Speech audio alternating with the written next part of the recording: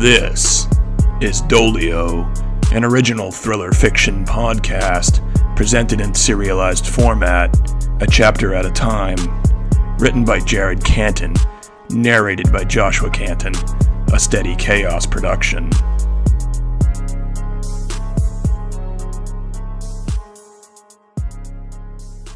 Previously on Doleo.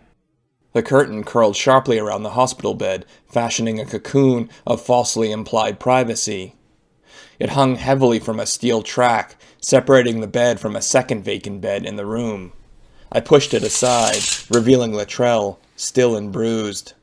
Wires invaded his body in a manner that made him look more like a complex electrical circuit than man.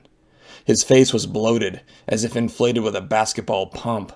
Surprisingly, just several hours after his admittance, I was allowed to speak with him. I grabbed the chair from the corner of the room and dragged it to Latrell's bedside. The chair's steel legs made a screechy squeal as they slid. "I'm sorry," he said. "What?" I asked, caught off guard. For what could he possibly be apologizing? His eyes opened just a hint, as if keeping them open was exhausting. He slowly shook his head. "It was you." I wasn't certain if it was a question or not, if he knew or wanted to know. I didn't deny or confirm his statement. "That doesn't matter," I said. "It matters." He paused. "Water." I grabbed the small glass from the stand in the corner, dribbled the contents into the boy's dry, cracked lips. "It matters to me, and it would have mattered to my brother." At that moment, I was reminded how far I had fallen from the ideals my job had once instilled. Ideals I once cherished, of right and wrong. Had I become exactly like those I was trying to stop? Was I nothing more than vengeance, a mere retribution dealer? When I had backed myself into this corner, when my lie had led me to Doleo, I had hoped to be more.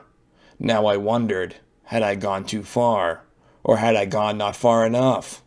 Was I just a criminal with a different class of victim? A class of victim that I alone deemed expendable, worthy of punishment?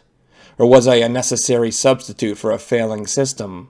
I had long believed that 10 criminals free was better than one incarcerated or put to death for a crime that he or she didn't commit. And despite this, I had killed for mere association, for just being a blood struggle, nothing more. Was Doleo a new, evolving problem? Just a gang of one? Why did you want to see me? When they did this, to me, they wouldn't take no.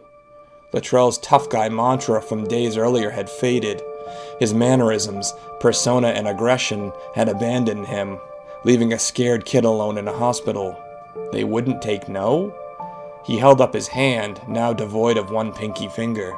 "Man, I only told one person about Jermaine and Rodney, and you know who that was."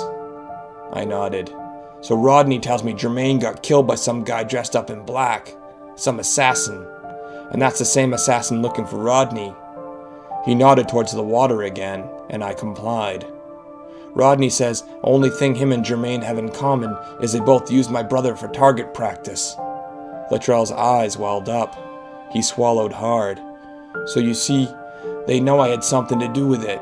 They know I said something to someone." The hunter was becoming the hunted. I could feel the invisible gaze of the blood struggles on my back. "They coming for you. I gave you up." Latrell was crying. Stubborn tears freed themselves of his eyes and crested over his swollen cheeks. They buried themselves into the pillow behind his ears. My mind instantly went to Dad, alone at the condo. "I don't blame you. I can take care of myself." "They gonna kill you, and anyone close to you. Just leave, man. Go far away." "When will they come?" "I don't know. Now, tomorrow, next week?" Latrell lifted his head as high off the pillow as he could manage, lowered his voice. "There's an old warehouse a few blocks west of the H-block apartments. My brother told me the heads of the struggles used to meet there to organize hits. You know, important stuff." "Important stuff like me?" "Yeah, like you. I'm going to get some officers stationed here, just in case they come looking for you." I stood as I said it, kicked back the chair, and it skittered along the tile. "They're not looking for me," he said. "I assure you, they shouldn't be looking for me either. I said as I ran out the hospital room. "Dad."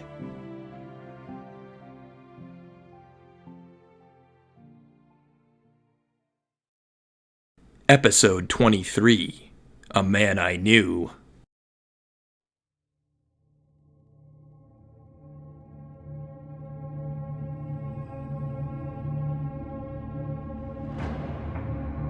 I panted hard, trying to regain my wind and composure after sprinting into my building, and then the elevator. My breath blasted the steel door, painting it with a foggy mist.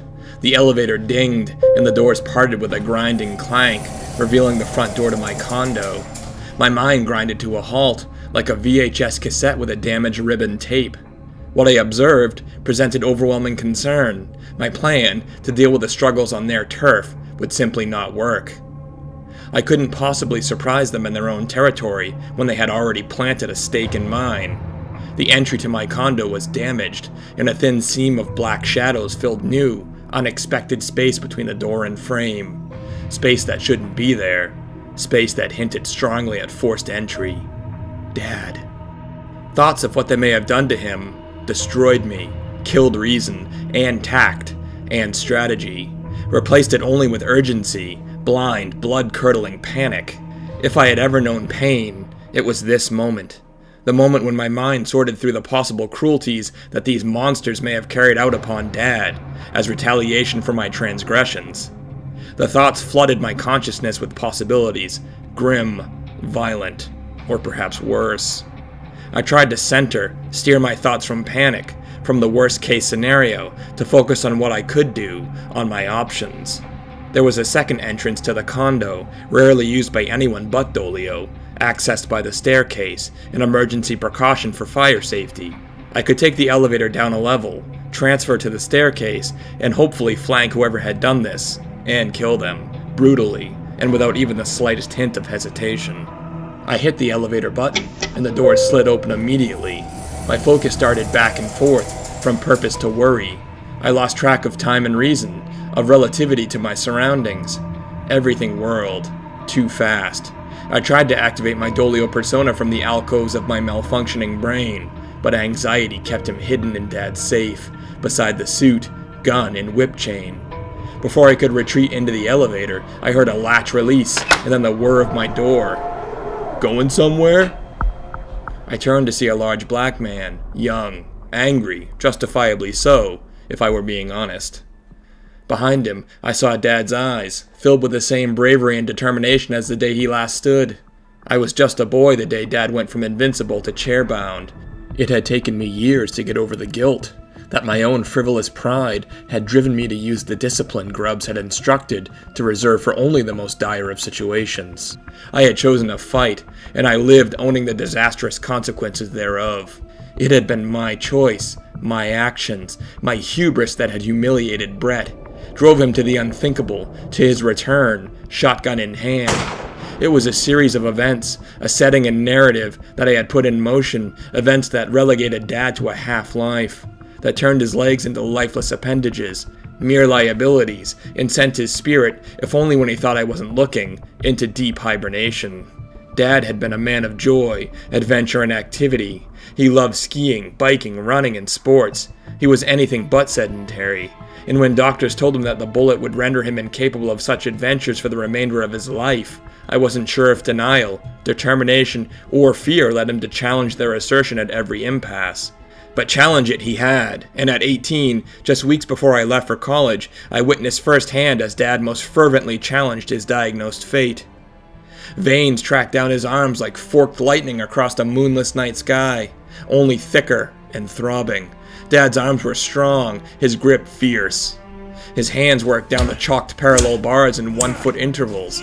Thin, slightly bent, flaccid legs that paled in comparison to his well-developed, brawny upper body dragged lifelessly along the track, mimicking steps, if only in response to the exaggerated swing of his hips.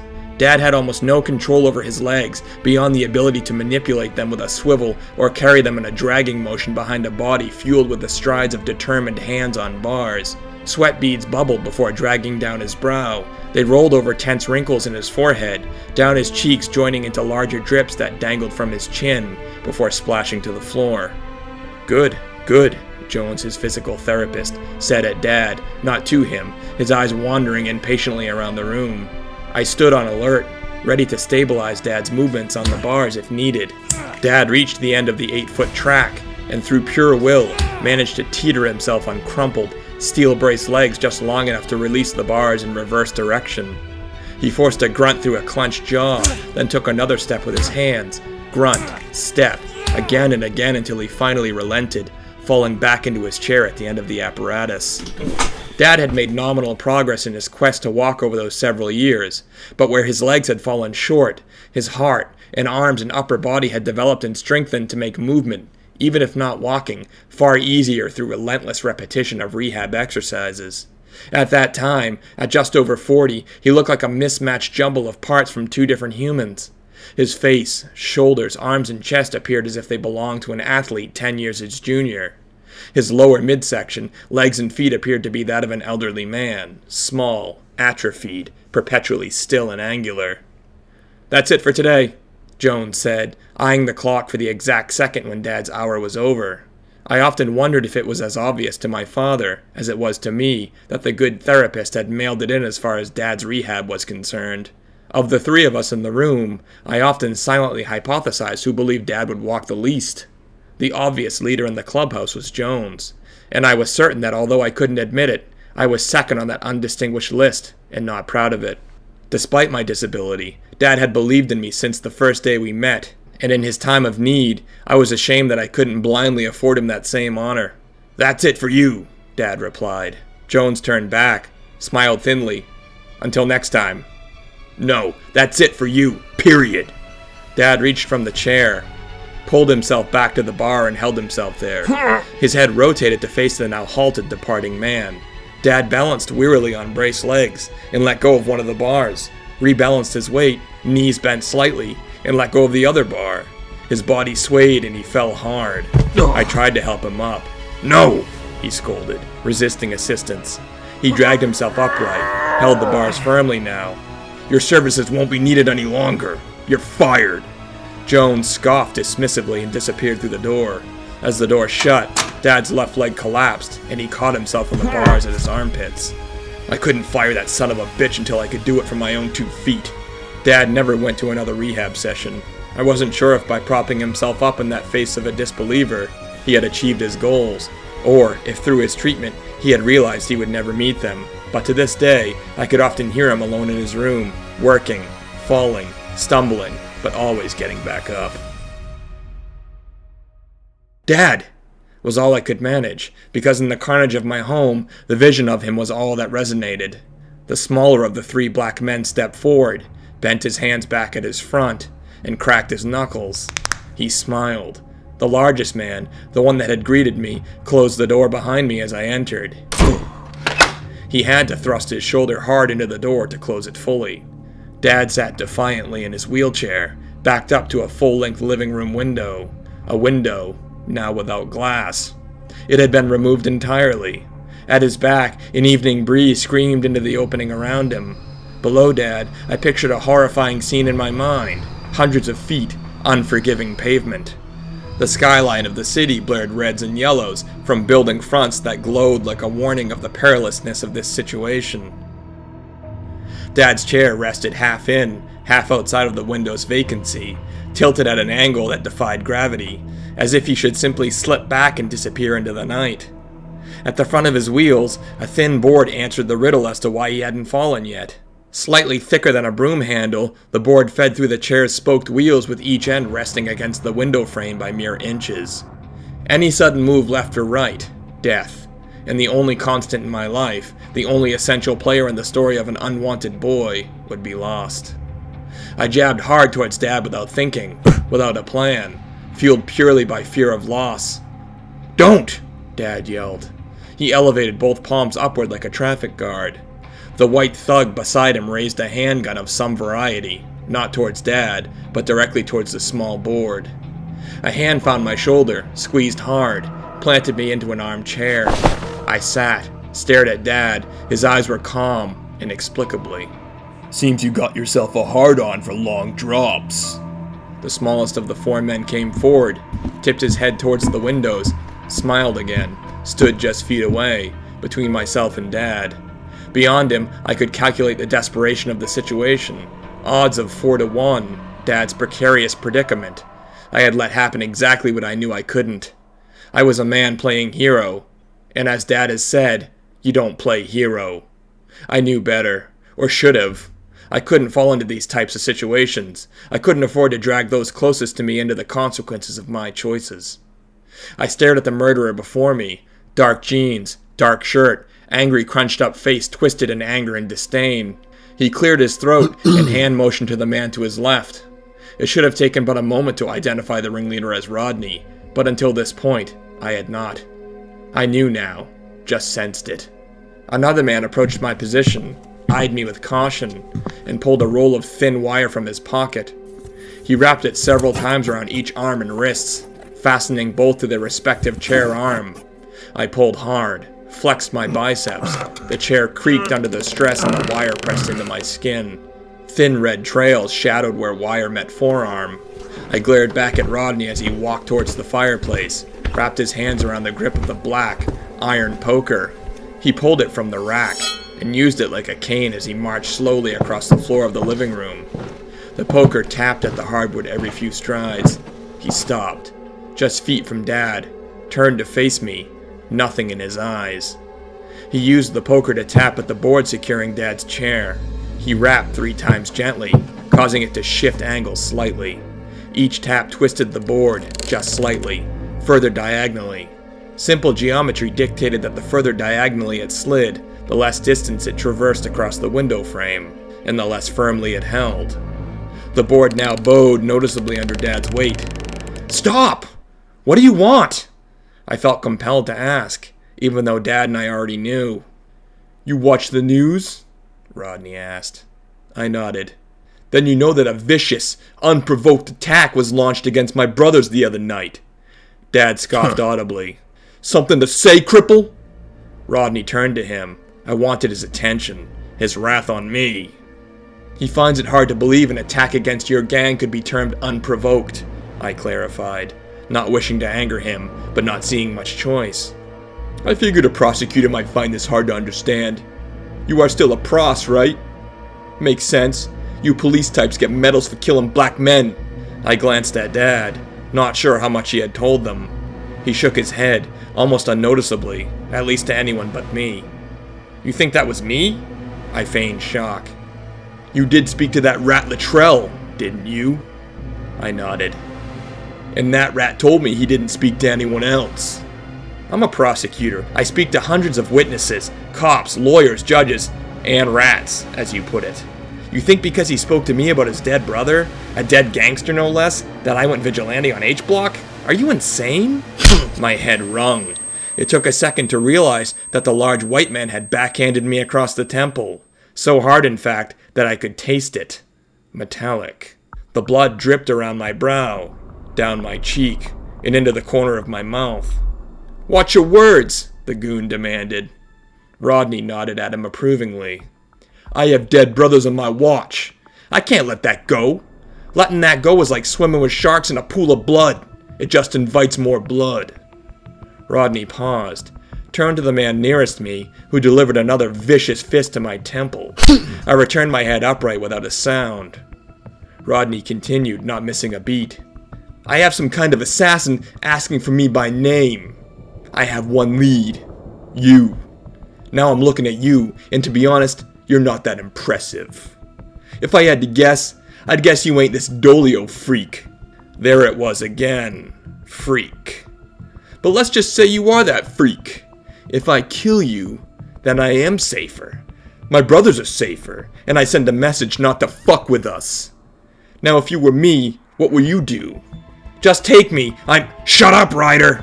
Dad yelled angrily from his perch. His chair lurched sideways and jolted a few inches back before the spoke wedged up against the board and gripped firm. Dad's eyes showed authentic, uncontained fear. For the first time, I had never seen him make that look. "Touching," Rodney said. He tapped one of his comrades on the shoulder, and the man and Rodney started towards the exit that led down the staircase and out the back of the building. "Find out if the lawyer is Doleo. Either way, in 5 minutes, cut that one loose and bust one in his head, Rodney said, and with that, 2 of the 4 were gone, and the odds returned to a manageable 2-on-1, plus a highly compromised dad. One of the 2 remaining goons, the giant red-haired, pale-skinned, freckled, all-grown-up, Opie-looking one, glanced at his watch, appeared to set a timer, and then pulled a small pair of handheld hedge clippers from his pocket. He approached me. "How's this gonna go?" he asked. He was tall, well over 6 feet, with a bandana wrapped tightly around the upper part of his head. Brownish red hair sprouted from the back of his wrap. He was wearing a button-down shirt patterned in reds and blacks. It was buttoned tightly at the top, intentionally left unbuttoned at the bottom. Despite the bulky shirt, his muscles showed through, thick and functional, not chiseled for style. He wielded the clippers in one hand, his gun in the other. I shrugged. "You're the one with a gun." "You're right." He lifted it high and chopped it down in the base of my neck. I stared blankly at the large white man. He recoiled after hitting me, confused at my defiant lack of reaction, and again swung the gun, this time backhanded across my face. My neck lurched violently and whipped back hard. I swore I heard a crack. Blood ran into my eye this time, and my vision blurred. An electrical jolt tracked down my arm, stinging my fingertips with a numbing absence of feeling. I stared back at the man through my good eye. Didn't make a sound. "Tough little fuck," he growled. I said nothing, pulled at my wrists, the only thing restraining me, and the chair flexed under my efforts. Blood pooled atop my arms from the sharp wires filleting my flesh.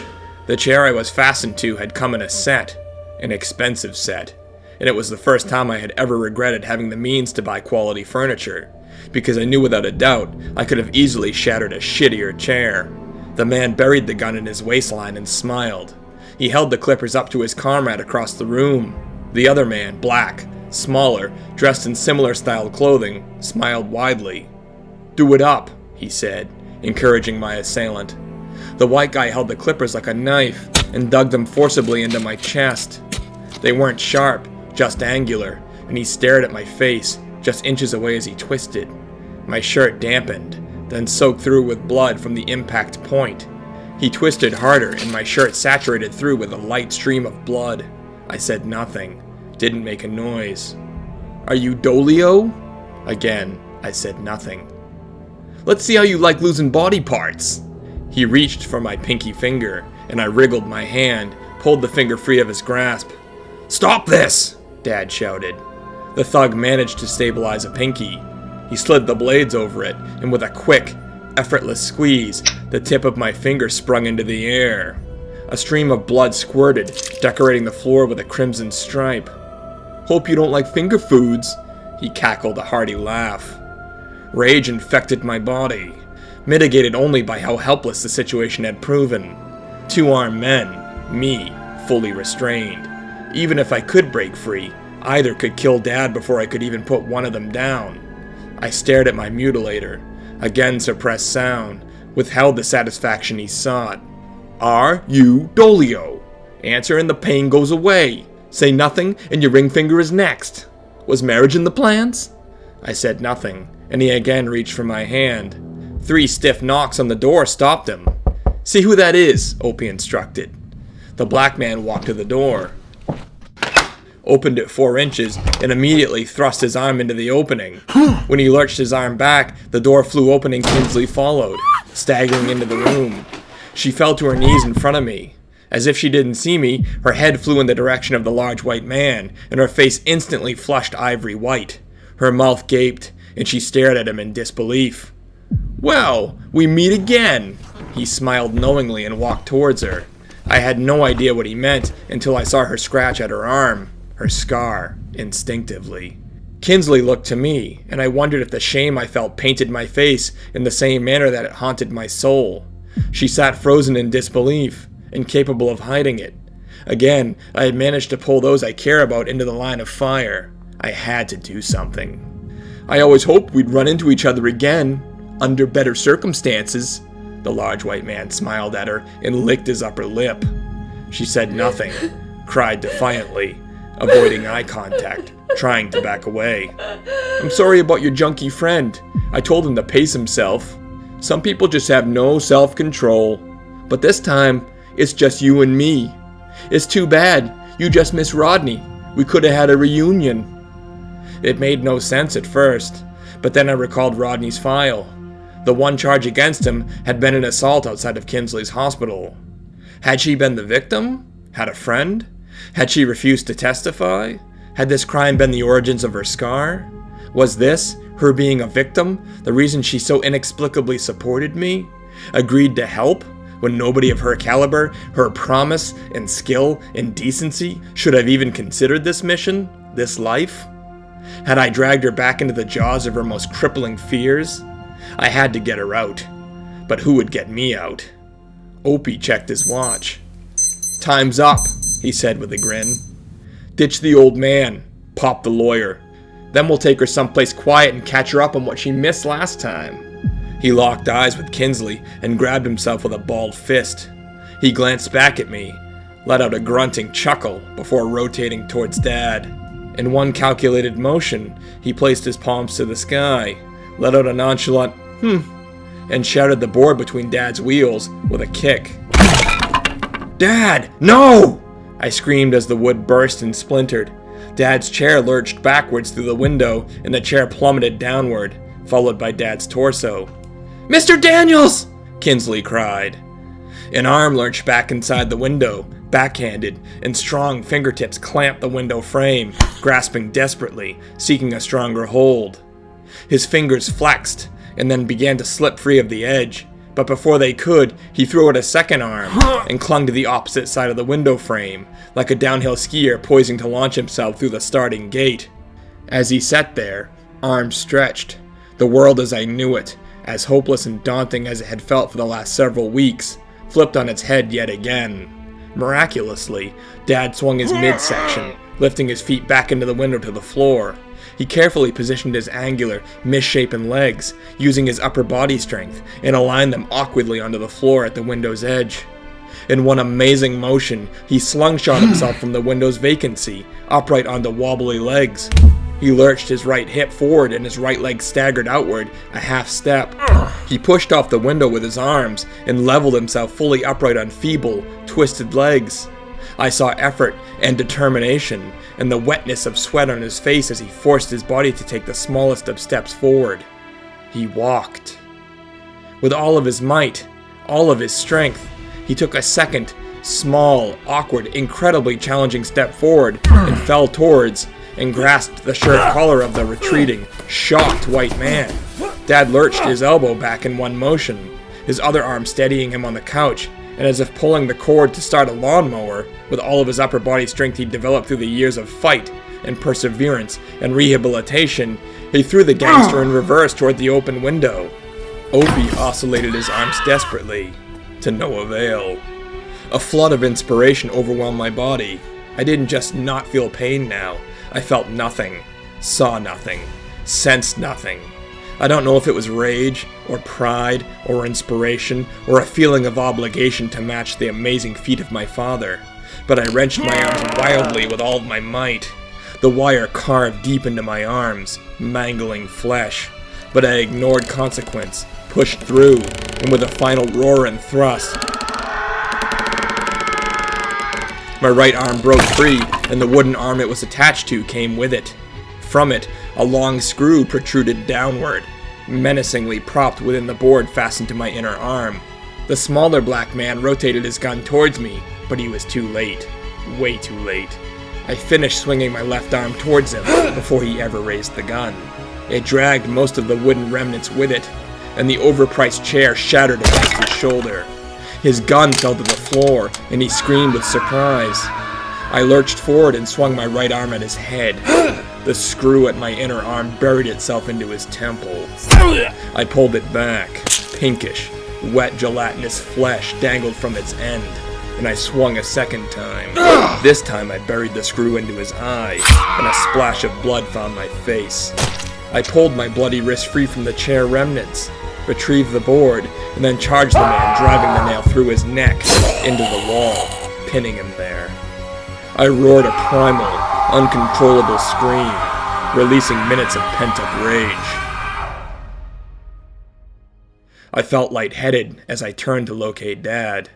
When I didn't see him, I panicked and ran towards the window where he should have sat, beaming with pride. But he wasn't there. I scanned the room. He wasn't anywhere. "Dad!" I called. Buried my head in my hands, I cried, an overpowering, unmitigated panic sob that I simply couldn't suppress any longer. I fell to and crawled on all fours. It can't be! What have I fucking done?" "Ryder!" a raspy voice called from the void. I looked to the window's edge, and a pair of clinging, white-knuckled fingers came into view. I looked over the ledge, and it was Dad, hanging on, attached, grasping the belt of Dad's pants, a belt I told him time and time again he needn't wear, was the large white gangster. I matched Dad's eyes, and they told me all I needed to know. He was okay, strong, he could hang there forever. I stared into the gangster's eyes, white face, scars, wrinkles and freckles and fear. His look conveyed a certain understanding that the tables had turned, completely. "Hand me those, please," I said calmly. Kinsley responded with action, still no words. She retrieved the clippers from the door and walked them to me. Her face was blank, robbed of expression by absolute horror. Horror at what had almost happened, at how close to death we all had been, maybe, at what she knew I was about to do. I looked at my missing fingertip longingly for a moment, let it wash away lingering compassion. I leaned out the window. "Wait!" Kinsley said, and she placed her hand calmly on my shoulder. "You don't want to do this." I paused, stared at the floor, took a long breath before looking up to meet her eyes. I loved a man once. He had come to my hospital for treatment. He was an addict. We fell in love. He got clean for a long while. Then he relapsed at some point after we got engaged. Came into my work, to my office, took my access card, tried to get a fix. I found him in the process, stopped him. He ran, said he'd find his own. I followed, found that man selling to him in an alley. There was an incident. He and Rodney hurt me, but my fiancé got his fix. He overdosed that night. He died. I looked at Dad. He met my stare. "I'm so sorry, Kinsley," I said. "Give them back to me." She gestured towards the clippers. I don't know why I complied, why I continued to include her in this world I had created, but I coolly handed her the clippers. When I did, she didn't set them to the side and help me reel in the man as I half expected. Instead, she knelt, reached out the window and placed the blades of the clippers onto Dad's belt. The gangster's beady eyes widened. "Are you okay, Mr. Daniels?" she asked, and Dad nodded. I looked at Kinsley. She didn't match my gaze, and her face calmed, filled with resolve, and then she squeezed. I watched in shock. "No, no, no!" the man cried. "You'll never hurt another woman, poison another person with addiction, destroy another family!" Kinsley's voice crackled through tears and phlegm. The belt slipped free, still in the gangster's clutches. He pawed helplessly at Dad's pant leg, and then his shoe before it pulled free. His body flipped end over end into the night.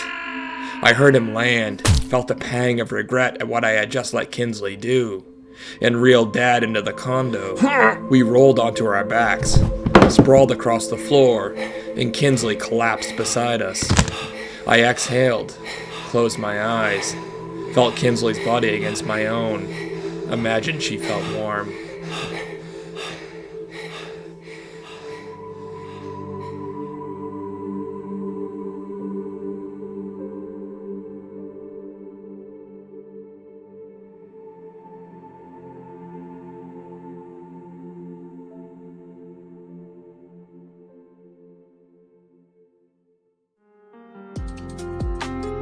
Thank you for listening. If you enjoyed Doleo, please come back for future episodes arriving at regular intervals, and subscribe and rate us on your favorite podcast application.